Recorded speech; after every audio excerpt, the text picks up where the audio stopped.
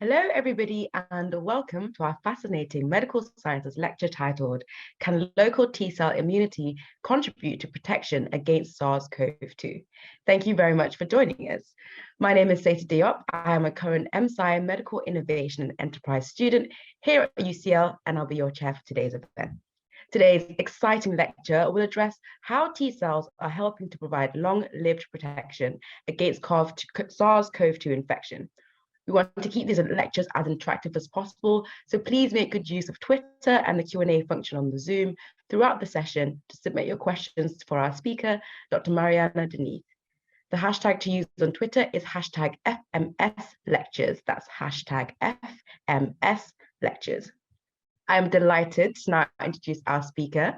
We have Dr. Mariana Denise. Mariana graduated in biological sciences and completed her PhD in biotechnology at the University of Sao Paulo in Brazil.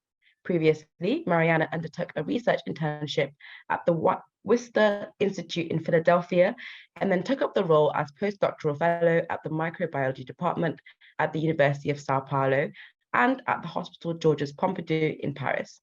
Mariana currently works in the UCL Division of Infection and Immunity at UCL in Mala Maini's lab as a postdoctoral research associate. Thank you, Mariana, so much for joining us today. Before I hand over to you, we have a poll question for our audience to have a go at. Question number 1, control of SARS-CoV-2 infection relies on antibodies present in blood and circulating T cells. So you've got two options here, true or false. So the question again, control of SARS-CoV-2 infection relies on antibodies present in blood and circulating T cells. That's true or false? All right, we're going to give you 10 more seconds before we reveal our answers and hand over to Dr. Mariana for the rest of today's session. We'll see. I'm interested to find out what you guys think on this one. I'm not actually sure what I think.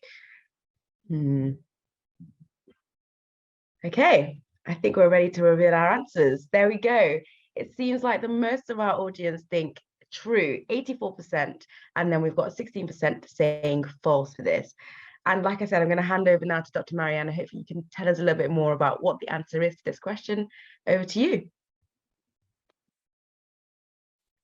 Thank you so much, Seita, for this introduction and also for setting up the poll. And thanks everyone for joining us today for our discussion on how immune responses can contribute to controlling SARS-CoV-2 infection.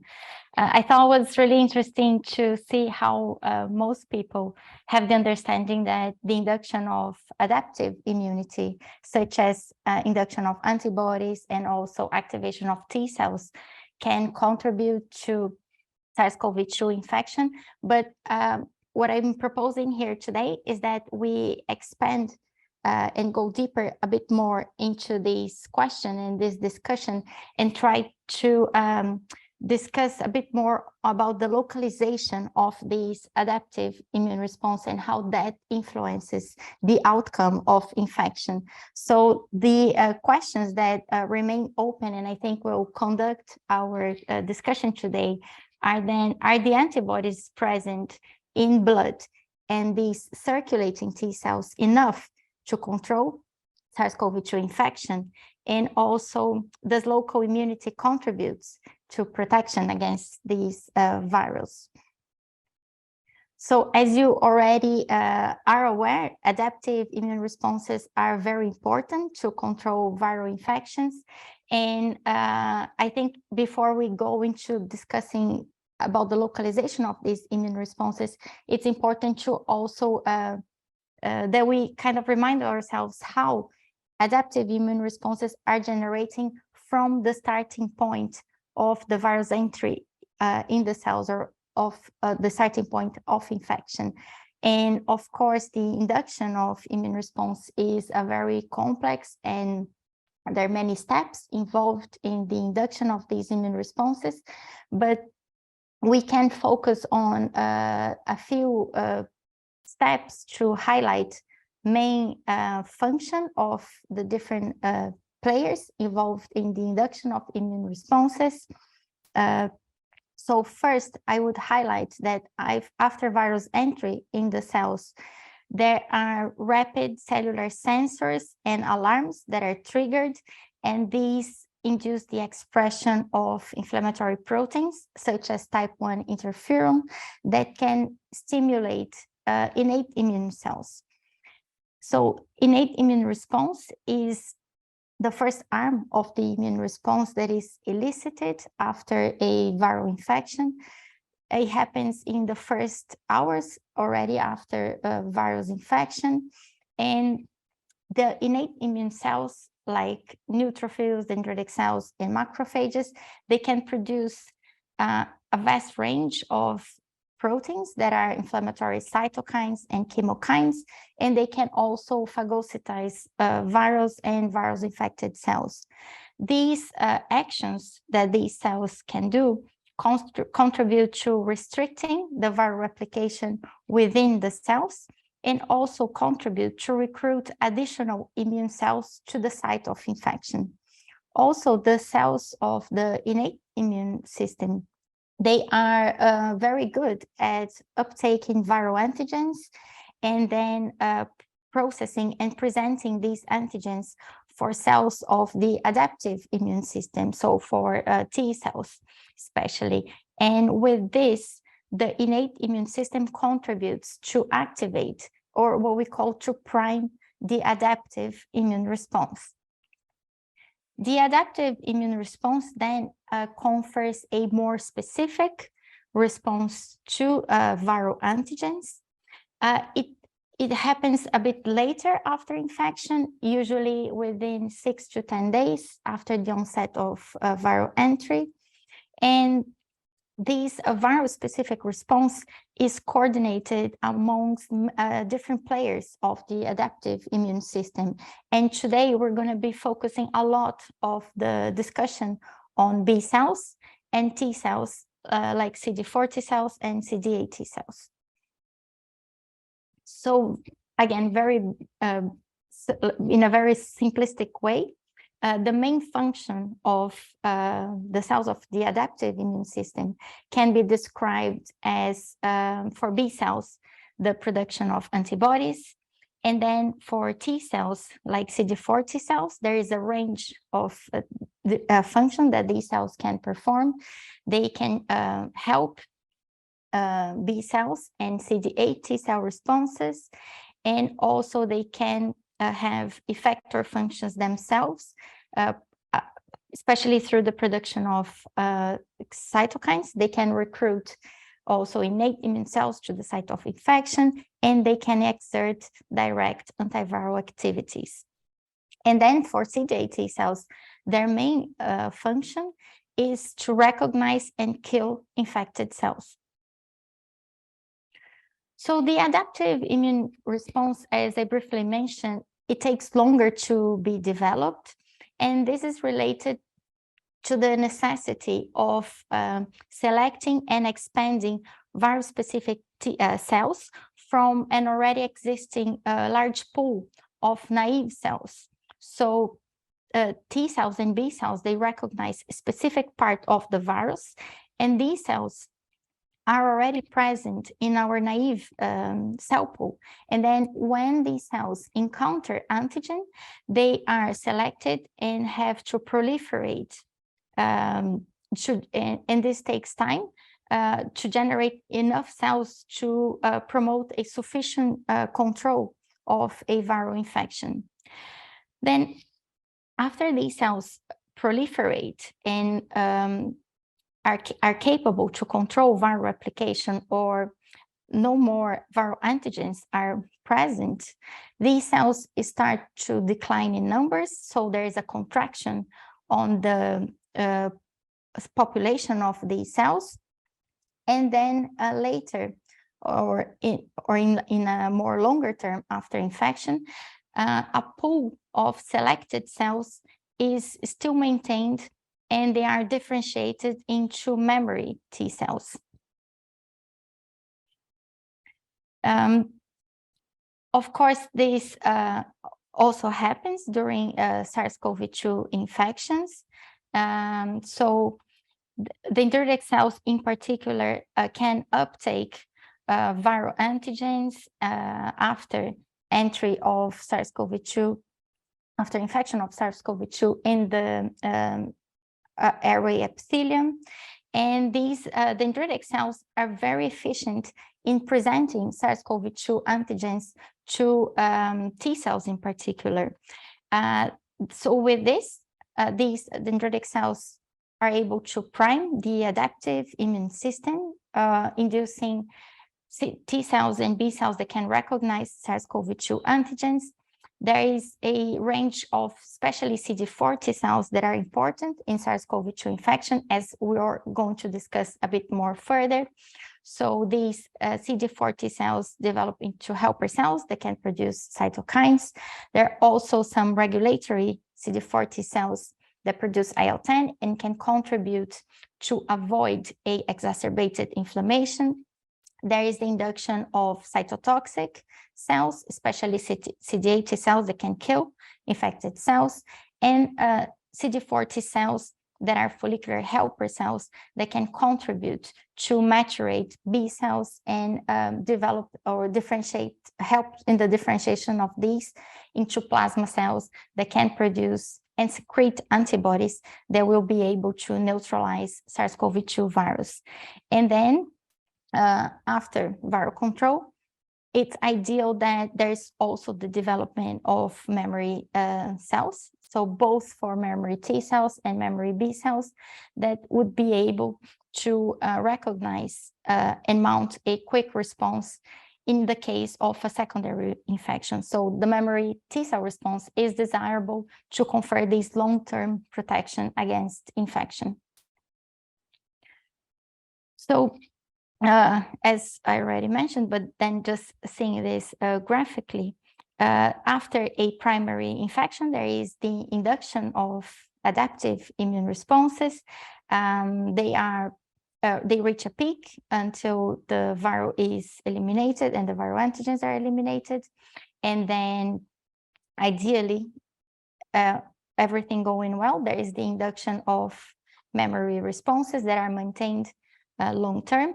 And then in the case of a secondary infection, this adaptive immune response can quickly expand and then usually to a higher level than the primary response. And this secondary response is usually more efficient in controlling a viral infection because they are already trained to fight the infection more rapidly. This rationale also applies for vaccinations. So that's usually how vaccines also are able to protect against infection. Instead of having a primary infection, vaccination can also induce these mount these adaptive immune response and ideally generate a memory response that will then be able to expand and control viral if a viral infection occurs later. And what is important to phrase is that the vaccines do this priming and induction of memory response in a much safer and controlled way as opposed to infection alone. Of course, this is all idealized, and if immune responses were always so efficient in eliminating virus, we wouldn't be talking about how serious SARS-CoV-2 infection was. And viruses, of course, they can escape this immune response and cause important immunopathology and serious diseases. So different viruses have various tricks to escape the immune system, and this is known as immune evasion mechanisms. And of course, SARS-CoV-2 has many different of these tricks.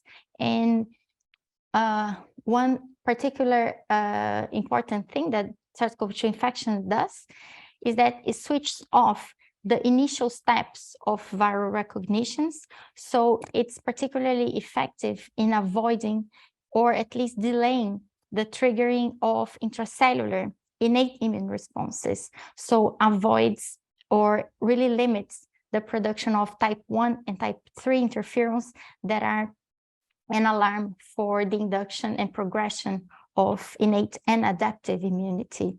So with this, SARS-CoV-2 gets a large head start in replication and reaches high viral load very quickly upon infection.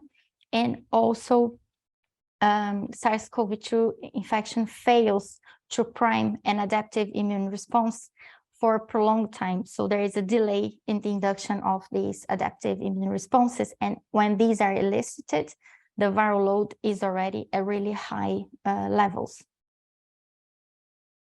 But of course, the immune system is efficient and can recognize and control SARS-CoV-2 infection.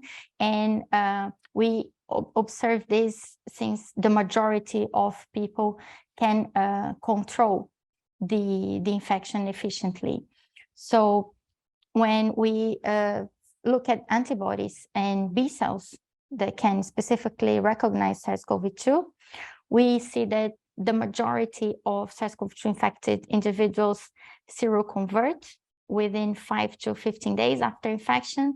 That means that there is antibody production against SARS-CoV-2 proteins.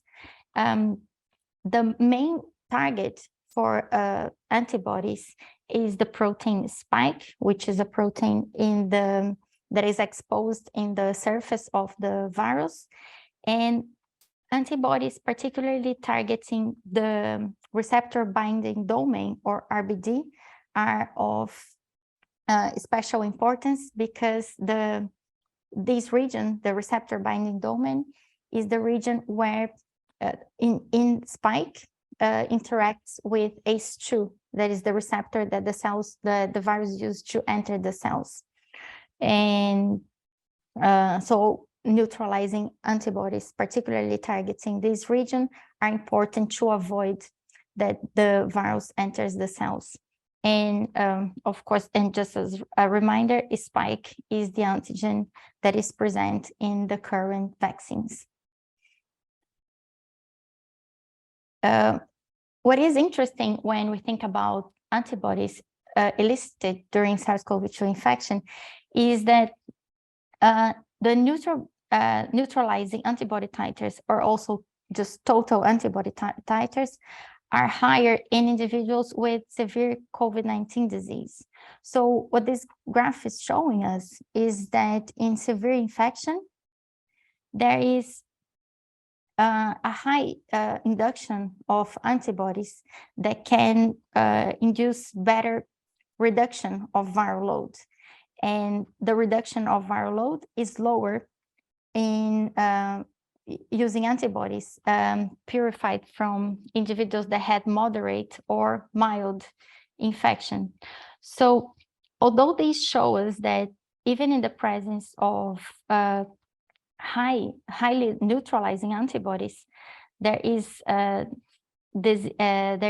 outcome of severe COVID-19, that doesn't mean that the antibodies are not efficient in neutralizing the virus, because they actually are efficient in neutralizing virus. However, antibodies are usually more efficiently produced when high viral loads or high antigen load is present. So that means that high level of antibodies are present with when there is a high viral load, and not necessarily this means that this is a good correlate of protection when we think about antibodies, since they are also present in severe COVID-19 disease and at higher levels. However, when we look at T cells induced after natural SARS-CoV-2 infection, we can see that these are also elicited in the majority of people that contracted SARS-CoV-2, and both for CD4 and also in a majority of people, there is an induction of CD8 T cells. The T cells also can target the spike protein, but they are also more multivalent. They also recognize other structural proteins of the virus, such as membrane and nucleocapsid, and also some non-structural proteins that are not present in the viral particle, like non-structural proteins or NSPs. After SARS-CoV-2 infection, there is a higher induction of CD4 compared to CD8 T cells. So CD4 T cells in general are more prominent than CD8 T cell responses after SARS-CoV-2. And different from what happens with antibodies, SARS-CoV-2 specific T cells are associated with mild disease and also with accelerated viral clearance. So in this case, there is a correlation of induction of immune responses and an improved viral or disease outcome. And in particular, CD4 T cells had the strongest association with lower COVID-19 disease severity compared to antibodies, but also compared with CD8 T cells. When we think about antiviral T cells in case of SARS-CoV-2, these cells they produce high levels of molecules associated with potent antiviral and also cytotoxic effector function. And these are different cytokines like IL-2, TNF, interferon gamma, coenzyme B, and perforin. These cytokines can contribute to activate other cells of the immune system, but they also contribute to the effector function of cytotoxic T cells, which is promoting the lysis of infected cells. There is more and more evidences that that T cells can contribute to clearance of SARS-CoV-2. So frequently antibodies alone cannot clear an ongoing infection, and they also require the help of T cells. And since adaptive immunity takes time to develop, many cells are already infected by the time an antibody response develops. And multiple reports of healthy individuals successfully controlling SARS-CoV-2 infection with little to no neutralizing antibodies are detectable post-infection, and these have significant SARS-CoV-2 specific T cell memory. Another thing when we think about T cells targeting SARS-CoV-2 is that there is a detection of T cells that can recognize SARS-CoV-2 antigens in samples that were collected before the onset of the COVID-19 pandemic. And this provides a rationale that maybe these cells can contribute to a degree of pre-existing immunity already established in the population. And however, although SARS-CoV-2 is a new virus, it's a member of the coronavirus family that includes viruses that were already circulating amongst humans, and these cause common codes. And the spike protein from SARS-CoV-2 is very different from those from these endemic human coronavirus. They only have 10% identity. And this contributes that these proteins, the spike protein being very different between human coronaviruses and SARS-CoV-2, avoids that especially B cells or antibodies can be cross-reactive against these proteins, similarly to what happens with new SARS-CoV-2 variants. However, there is a large cross-reactive T cell memory population that has been reported, and they are measurable between 30 and 50% of people, and they target conserved epitopes in spike, but also in maybe more importantly, in other viral antigens. So the existence of these SARS-CoV-2 reactive T cells that were already present before the pandemic raised the question if these cells can actually contribute to avoid infection. So our group has studied a large cohort of healthcare workers that were weekly tested for PCR and serology since the first UK lockdown. And we tested the T cells from these healthcare workers for T-cell responses targeting different SARS-CoV-2 antigens. And we did this measuring interferon gamma, which is an antiviral cytokine produced by T-cells after stimulating cells with different proteins from SARS-CoV-2. And we found that in samples collected before the pandemic, there was an proliferation, or there was a response of T-cells. And in individuals that remained PCR negative or also seronegative for SARS-CoV-2, we saw an expansion of these T-cell responses.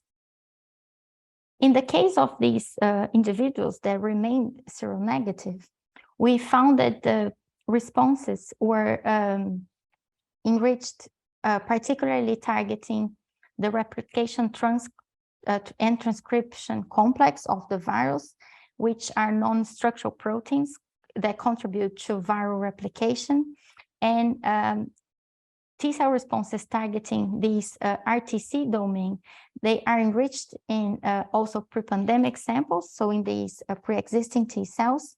And one thing that is particularly interesting about these viral proteins is that they are highly conserved amongst different coronavirus of different, like from different species even, and also in different variants of concern. So probably T-cells targeting these proteins have particularly capacity to induce cross-reactive responses. So what we propose, and then later also other groups found similar evidences for, is that instead of having these, the classical infection where the viral load in pink is followed by the induction of antibody and T-cell responses, we already have pre-existing T-cells that expand very early after viral exposure, and then these T-cells expand and can promote viral control even before the onset of the classical infection, and this is called an abortive infection. So to summarize this first part, we see that SARS-CoV-2 specific antibodies in T-cells are elicited after infection, but that T-cells have particularly importance and are actually associated with protection from infection and vaccine efficacy. They can be largely cross-reactive, especially compared to B cells. And also they show long-term persistence after resolution of infection and vaccination. And then we come back to the first question that was asked in the beginning of the lecture. So is the presence of antibodies in blood and also T-cells in the circulation enough to control SARS-CoV-2 infection? So we know that SARS-CoV-2 is an infection of the upper respiratory tract that later reaches the lower respiratory tract and lungs. And to control this infection, the immune system must act at the site of infection. This infection doesn't reach the blood. So the immune system cells have to act in the airway mucosa, really.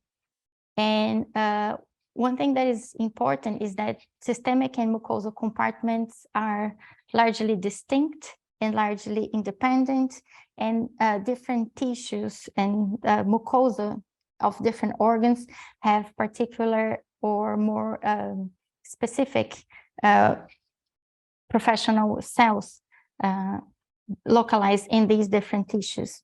And because it's often difficult to obtain samples from mucosal tissues, most of the human immune responses are measured in blood, but not necessarily what's in the blood will reflect what's happening in the mucosa. When we think about antibodies, the antibodies in mucosal tissues are quite different from those found in plasma or in serum, and they have different origins, different isotypes, sometimes also different specificities and functions. But in the case of SARS-CoV-2, so far at least, the data indicates the data found in blood are are being largely reflective of the local immune response. So most individuals that are positive for anti-spike IgG and IgA antibodies in blood also have these secreted at mucosal tissues. When we think about T cells, then there's a special kind of T cells that are found in the periphery, so in organs and in tissues that are not immune organs. And these T cells, they are called tissue-resident memory T cells, and they are virus-specific T cells that don't recirculate. They stay in the tissue, and they can provide this first layer of protection to avoid viral infection, and they achieve a rapid near sterilizing immunity. And these T cells, they remain in the tissue and they are absent in the circulation.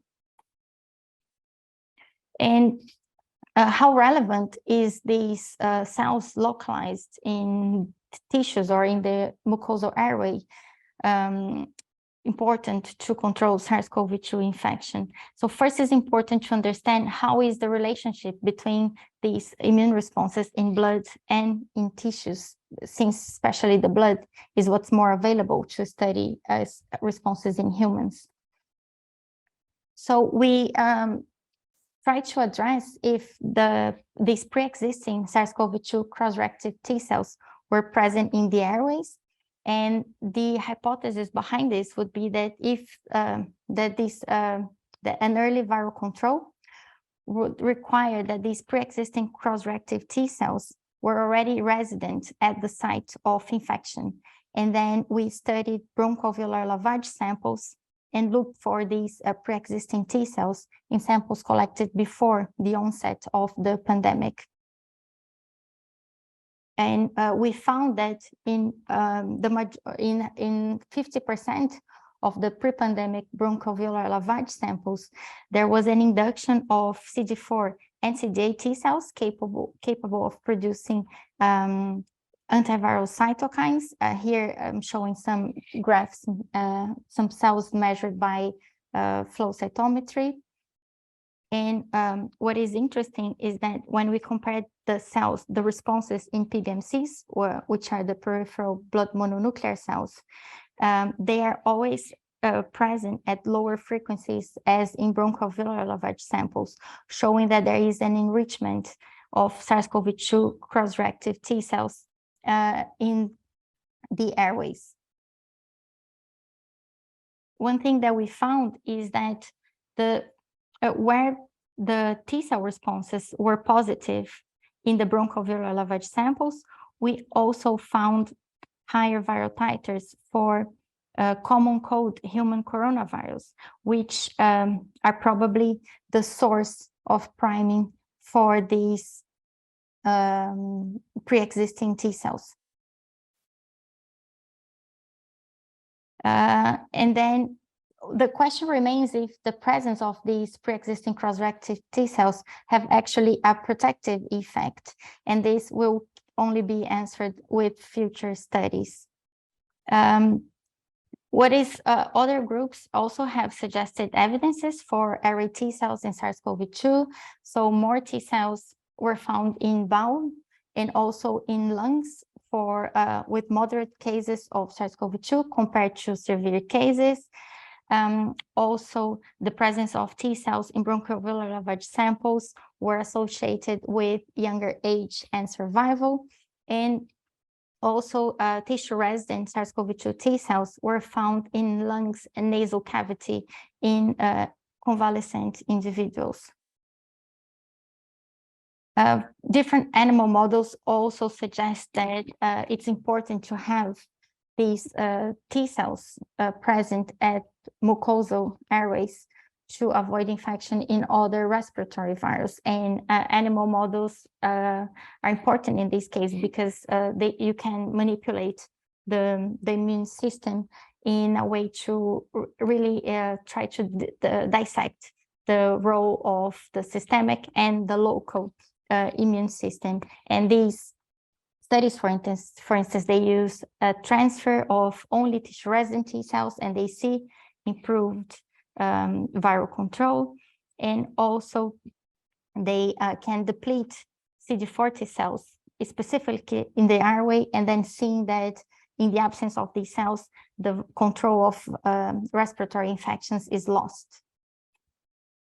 So to summarize this part, we saw that mucosal antibodies, B cells, and particularly tissue-resident T cells, are elicited after SARS-CoV-2 infection and can provide a rapid frontline defense at the site of infection.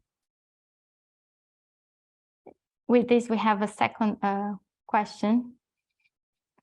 Yes, so our next question is, current SARS-CoV-2 vaccines induce strong antibody and T cell response in the airways. So thinking back at what Mariana's already told us a little bit about the native responses, true or false? Current SARS-CoV-2 vaccines induce strong antibody and T cell response in the airways, true or false? While I give you guys a chance to have a think about that question, just to let everybody know, you will be sent a link via email with today's session recording, so you'll have access to that after today's session. I know we've had a few questions. You will be given access to that via email after the session.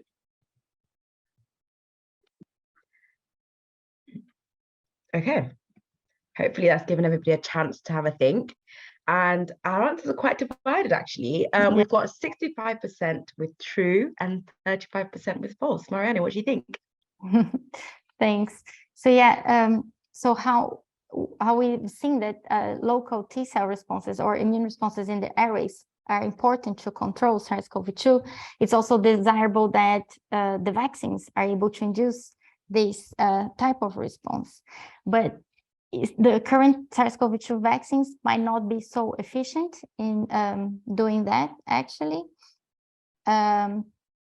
More classically, it's established that parenteral vaccines, so vaccines that are given via injections, such as intramuscular injections as the COVID-19 vaccines, they can elicit systemic immune responses, but they are not so efficient in inducing tissue-resident T cells and B cells.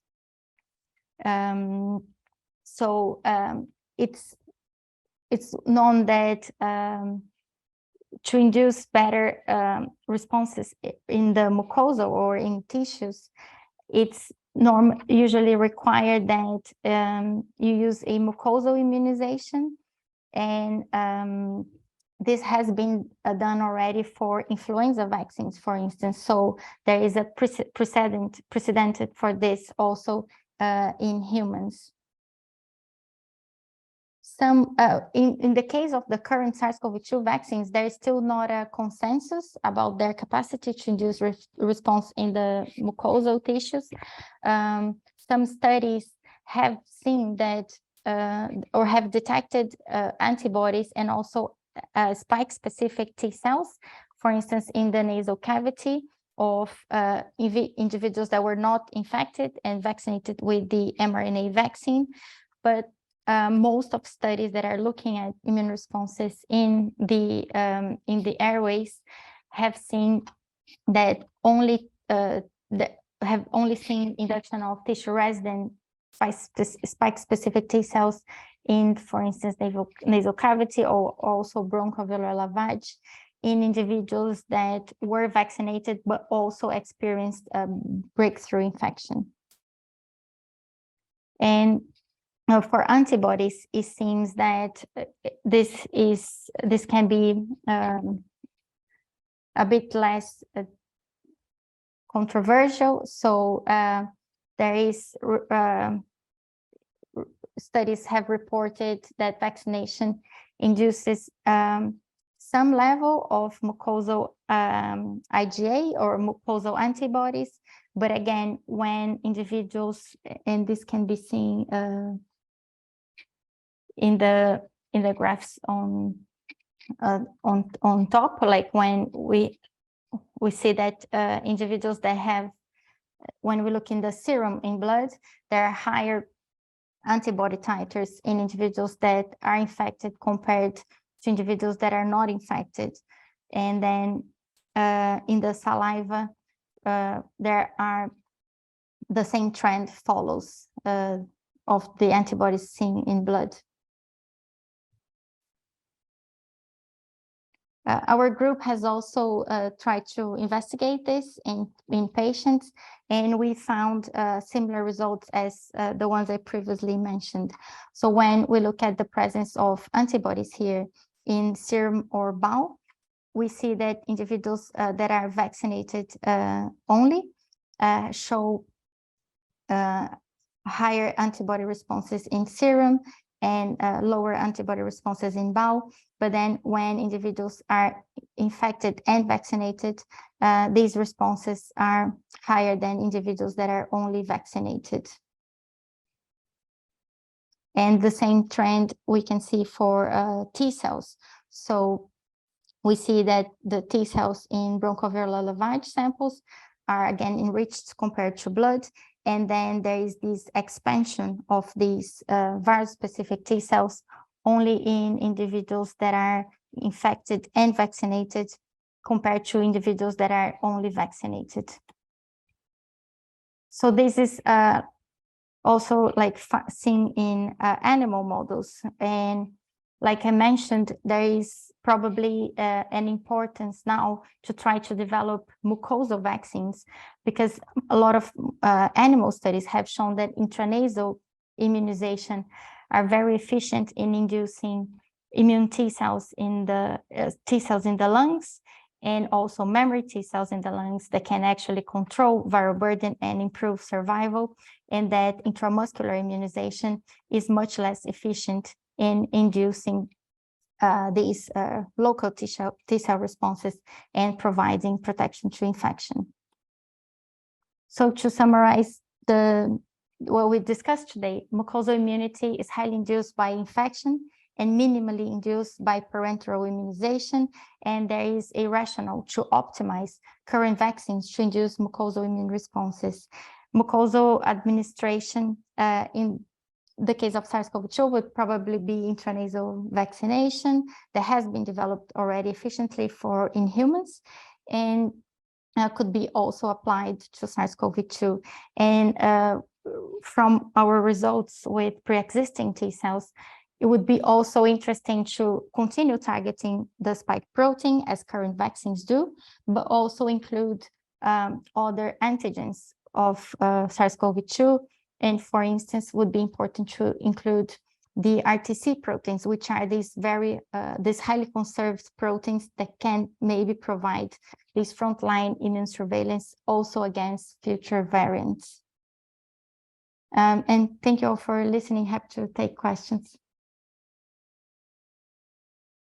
Thank you so much, Mariana. That was such a fascinating lecture. I definitely learned a lot from that. And yes, I think the audience have many questions for you, so we'll dive straight into the Q&A. Our first question is, how does the SARS-CoV-2 virus replicate? Is it anything similar to the HIV virus? Okay, so SARS-CoV-2 replication involves the expression of viral proteins as the viral polymerase, which is found in this complex of proteins that I mentioned, the RTC. And these proteins, they convert the viral RNA into DNA, and then the virus also use the cell machinery to produce the other proteins necessary for viral replication, assembly, and then release from the infected cells to then be able to disseminate the infection. Thank you very much. This question is quite interesting. Do you think that T cells could be more effective if they were delivered directly to the airways and the lungs via aerosol rather than vaccination using injection? Yeah, so I think that's a very important point. And vaccine development is heading towards in this direction now. So intranasal immunization, as I mentioned, is an option, and also aerosol immunization, as I mentioned. And yes, there are a lot of evidences showing that these routes of immunization are more efficiently in inducing both B cells or antibody production in mucosal airway and also T cell responses. In that case of using kind of an aerosol, like you've mentioned, and I guess in the immune response to COVID in general, are the T cells specific to that virus, or are they more kind of wide reaching? The T cells will still be very specific to the antigens that you are giving. So in a way, very similar to what happens if you give the same antigens parenterally in terms of specificity. But when you do a vaccination via mucosal routes, you will target different antigen presenting cells that are more specific to that tissue, and they then can instruct B and T cells in a way that they will be more specialized to develop responses and remain in that specific tissue or organ. Thank you very much. So our next question is, what do you think promotes the formation of the different variants of the virus? Obviously, throughout the pandemic, we've had all these different variants come out with different names. What do you think is promoting, or what do we know about what promotes the formation of these different variants? Yeah, so it's it's a kind of like an intrinsic mechanism of the virus, because it's almost like the virus proteins mutate a lot, and especially the frequency of mutations in spike is quite high. And what happens is then some mutations are selected because they can confer an advantage for the virus to either be more effective or cause different immune escapes. And then the mutations that confers these advantages are taken forward and end up generating the variants.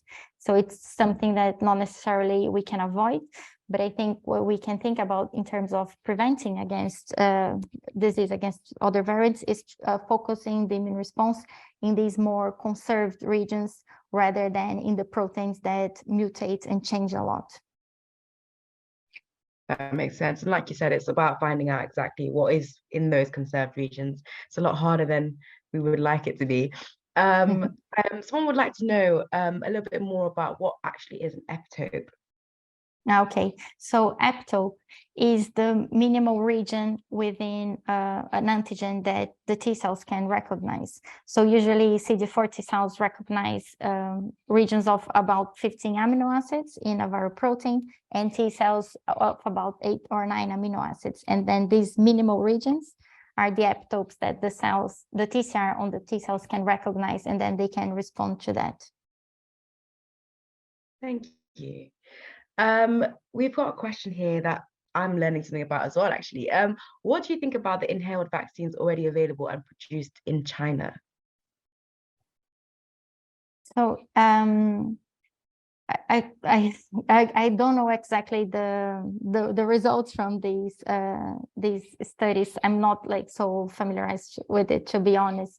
But from what, like, there are different companies and different groups trying to develop these vaccines, and usually they apply attenuated virus, like the chimpanzee adenovirus vectors that is based on the Oxford vaccine. So for this one in particularly, I don't know the technology, but there is a good rationale again behind trying to develop these mucosal vaccines to be more efficient against SARS-CoV-2, especially if then we can induce a longer term immune response that we are not necessarily seeing with the parenteral vaccines. Thank you. Our next question is around neutralizing antibodies. So would neutralizing antibodies work very well when targeting RTC, as those are normally hidden in the viral particle? I'm sure this person knows what they're talking about from this question. So neutralizing antibodies do have this capacity to block viral entry in the cell, and especially targeting RBD, that is the region of the protein that binds to the cell receptor ACE2. The thing is, like, thinking about variants of concerns, this is a region of the protein that changes a lot, so the virus can escape sometimes neutralizing antibodies that are made against different spikes or spikes from different coronavirus. So yes, neutralizing antibodies are good and can help, but it's also like the virus is escaping this this tool, let's say. Makes sense. I guess that leads us on nicely to the next question, which is, how far do you think, in your professional experience, obviously this is not going to be like Mariana said, this is what's happening, but how far do you think we are from an effective treatment for COVID-19, and what do you think we can expect from new waves? So thinking about treatments, there are now antiviral treatments that are being used, especially for people that are at high risk of or have comorbidities, and that we didn't have those at the beginning of the pandemic. And also some people can be treated if needed with transfer of antibodies. Again, it's only being done for people at very high risk. I think really thinking about how disseminated the infection is, still thinking about vaccine is a better approach, and thinking about how to avoid infection than trying to control. We do have improved methods of controlling infection at the moment, but I think still the vaccine development is not done, and I think it's would be very good to have like more optimized second generation vaccines. Yeah, we've still got a long way to go in that. Hopefully, like you said, the technology will just keep improving until we get where we need to be. Yeah. Okay, so the next one is, for people who are at risk of being severely ill and affected due to SARS-CoV-2, would it be advised for them to try and get their T cells to fight against the infection first and then vaccinate them? Or would it be better to do it the other way around, get them vaccinated first, in the hopes that kind of builds some form of baseline immunity so that they can defend it better? So I think with the vaccine, it's always safer and more efficient to induce immune response, because with the viral infection, you don't necessarily know what the outcome is going to be, and especially if people are at risk. So I would definitely say the vaccine is a better way of inducing immune responses. Absolutely. Better the kind of enemy, more so you can kind of control that in a more simulated environment. That makes sense. And it doesn't induce the infection that the viral does, so we're safer, definitely. Yeah. Okay, so the next one, can genetic engineering be used for T cells so they become specific receptors for disease and inject these modified T cells instead of antibodies?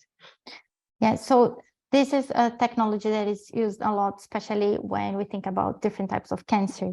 And for SARS-CoV-2, there are some research groups going in this direction. And if you think, like, in theory, it would be possible, because lots of epitopes or lots of regions that are recognized by T cells are already known. So T cells could be engineered to recognize these cells and then be transferred to patients.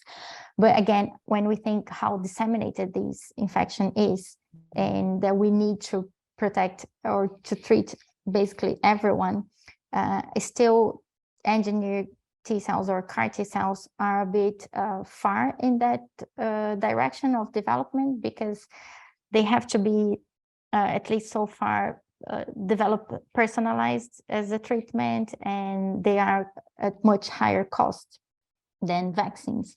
So although it's in theory possible, I'm not sure that it's actually feasible considering a pandemic. Yeah, it's a fine balancing act. Okay, the next one.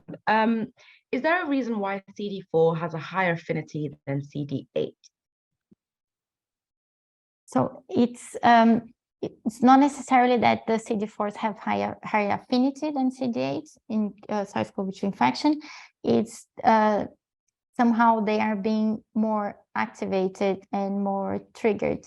There's still lots of unknowns in this, but the fact is that even in the mucosa, in different mucosal sites that these cells have been investigated, but also in blood, it's always the CD4 T cells showing higher responses and also showing to be induced in the majority of patients, not more than T cells, than CD8 T cells, sorry. No, thank you. Okay, I think a couple more questions before we round up. One here that's asking, how does an interferon differ from an antibody, especially in the case of SARS-CoV-2? Sorry, I missed the beginning of the question. How does an interferon differ from an antibody, especially in the case of SARS-CoV-2? Okay, so interferons, they can activate both innate and immune system, both innate and adaptive immune system, and they so they can trigger T cells, especially CD4 T cells, to produce then cytokines that will contribute to a B cell response. These CD4s are called helper CD4 T cells, and they will produce cytokines like IL-21 that will help B cells to differentiate into plasma cells and secrete antibodies. So the interferon kind of triggers the beginning of the cascade of activation of immune response. I remember learning this and my brain just being like, just exploding from all the different pathways. So I'm thankful for that response. Okay, one or two more. Okay, so does vitamin C bind to the CD4 protein on SARS-CoV-2? And does this mean that it can help stop the virus binding cells? So the CD4 T cells, they will bind to like we already discussed, viral epitopes more. They recognize viral proteins or viral antigens. So they will bind more specifically to viral antigens. But then some like vitamins and some cytokines, they also have the capacity to boost or to induce a better activation of immune cells. Not necessarily that the cells will recognize these molecules, but they contribute to improve the fitness and the response of immune cells. Okay, I know for a fact this person's gone out now. She's gone to buy lots of oranges ready for the winter ahead. Thank you very much for that. Okay, last one. What statistical data do you need to look at when making a judgment around the effectiveness of a vaccine? I know it's kind of hard to decipher from all the different news outlets saying different headlines what's really out there. So what would you suggest is the best way to approach making an effective judgment on how effective a vaccine is? Yeah, so I think before there was this high expectation that vaccines would have to eliminate completely the virus, stop transmission and stop infection. But we saw that the reality is not that. And then we have to also look at other parameters, such as even if the person gets infected, if then the symptoms are milder or if the disease doesn't progress. And I think it's a very complex situation, and everything has to be analyzed together. But yeah, like even if it doesn't stop transmission completely, but already helps to stop severe disease, it's already a very significant achievement. And yeah, it's definitely a benefit that the vaccines are providing at the moment. Absolutely. To think of like the space of time in which all this whole community came together to make the vaccines is pretty amazing. Yeah. Sadly, we are out of time for any more questions, so we'll have to leave it there. If I could ask the audience, if you could please provide us with your feedback about today's session. We'll be sending out a survey. If you could fill that out, that would be really greatly appreciated, and it will help us develop further for next sessions. Also, we do have another fascinating lecture in the new year, which is taking place in the lead up to the World Cancer Day, titled Harnessing Lung Cancer Evolution for Clinical Benefit, taking place on the 31st of January with our very own Dr. Mariam Jamal Hanjani, honorary consultant at the UCL Cancer Institute. We would love to see as many of you there as possible, and the details for this event and how to register are now available on our website. And so finally, I'd just like to say a massive thank you so much again, Mariana, for that really fascinating lecture and for answering the audience's questions as well. And again, for an excellent lecture. And to our audience, I hope you guys have a great evening. And thank you very much for joining us. Goodbye, everybody.